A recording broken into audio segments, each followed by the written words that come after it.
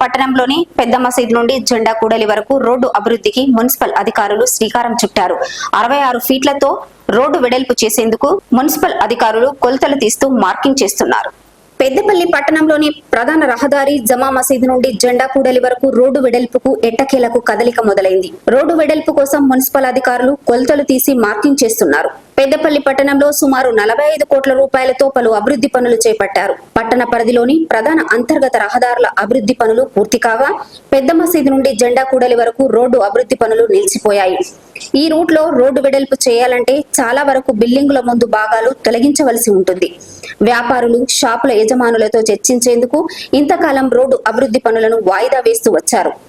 ఈ రూట్ లో రోడ్డు ఇరుకుగా ఉండటంతో ప్రతిరోజు ట్రాఫిక్ సమస్య తలెత్తుతుంది. వాహనదారులు, ప్రజలు ఇబ్బంది పడుతున్నారు. రోడ్డు వెడల్పుతోనే ట్రాఫిక్ ఇబ్బందులు తొలగిపోతాయని భావిస్తున్నారు. ఈ రోడ్డు అభివృద్ధికి సుమారు 2 కోట్ల రూపాయల నిధులు కేటాయించారు. 66 ఫీట్ల వెడల్పుతో రోడ్డు అభివృద్ధి చేయనున్నారు. ఇరువైపులా డ్రైనేజీలు నిర్మించనున్నారు.